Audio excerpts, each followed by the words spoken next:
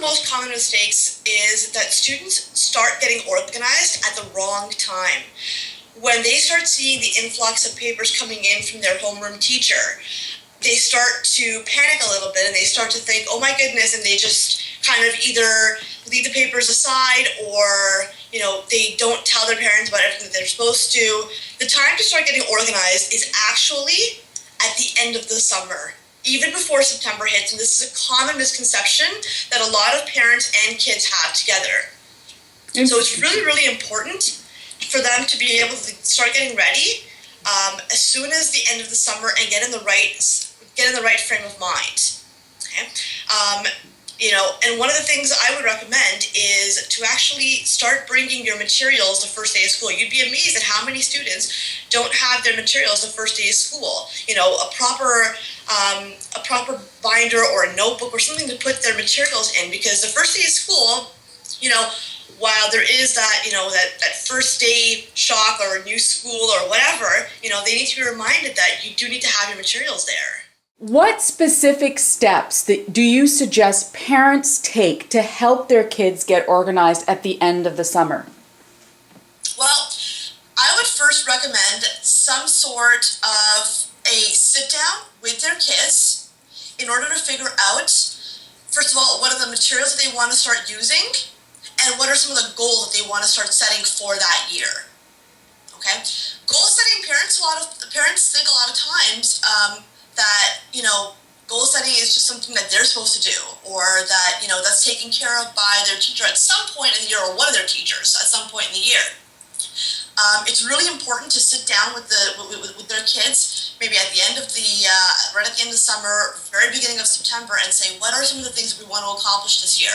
And what are some ways that we're going to start getting organized from September, and then have that follow through and carry through until, the December, January holidays, and then carry through right to the end of the year. By the time the holidays hit, you will see half the time that lockers are in complete disarray and notebooks and binders are in complete disarray. So it's really important to set those goals from the very beginning. Now, it's interesting because setting those goals and then executing or having a plan on action on how to achieve them are two different things. How do you suggest that those goals continue to be on the radar of the child, of the student? That is a great question. And my answer to that would be reminders in the locker, reminders at home in their room, reminder in their agendas, reminders absolutely anywhere that they will look frequently.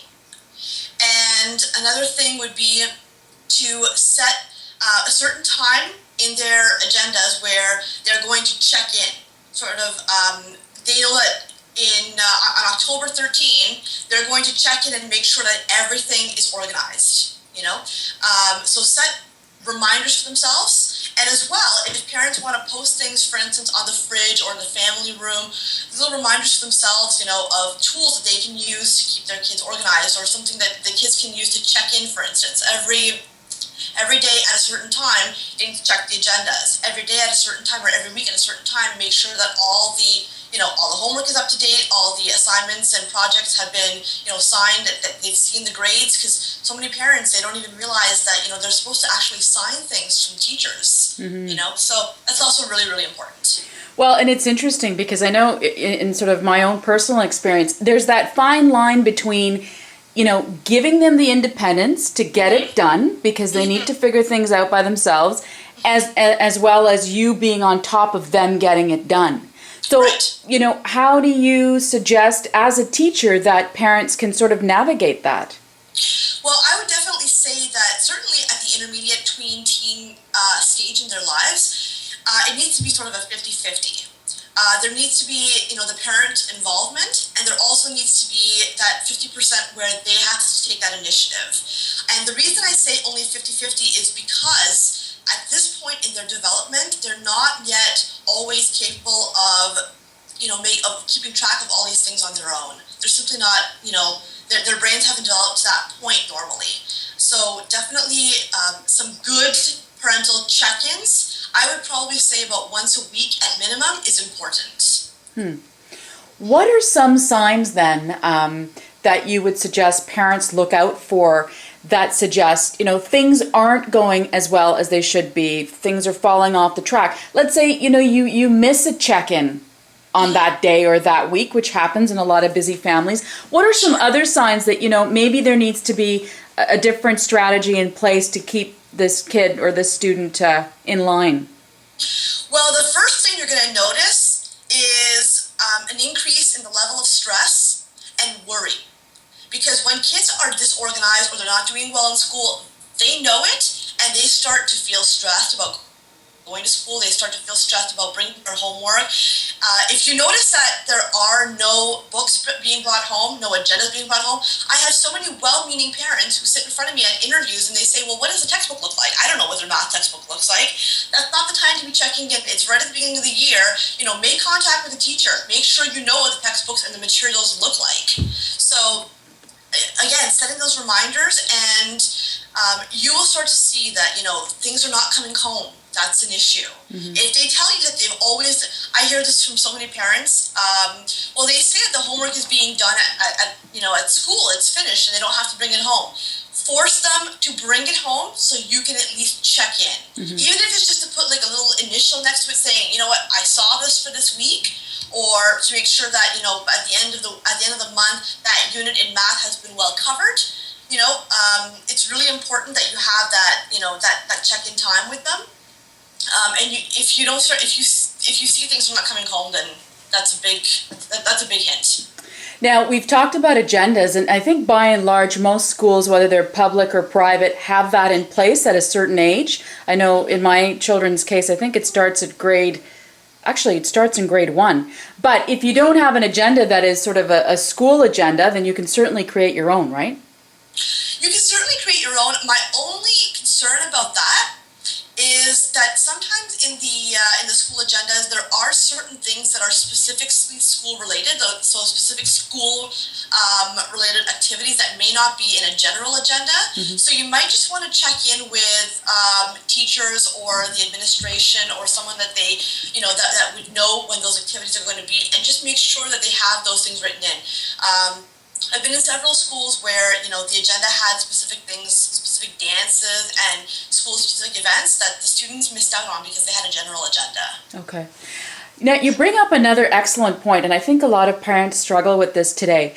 At what point should the parent get on the radar of the teacher? Because let's face it, in November or March or whenever those two typical dates are, can be late in the game, right? So, and you don't want to be overly anxious or, that kind of thing as a parent. So when should you sort of introduce yourself to the teacher, tell them, make it known that you're interested in how your child is doing?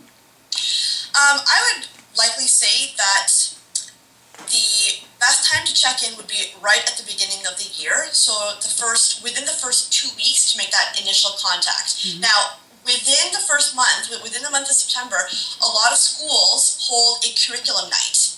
That evening is an important evening to go to meet the teacher and to find out exactly what they're going to be, learning, and to start meet the homeroom teacher. If parents don't have an opportunity to go to the curriculum night, which is totally understandable, parents are busy, mm-hmm. check in with the teacher, call the teacher.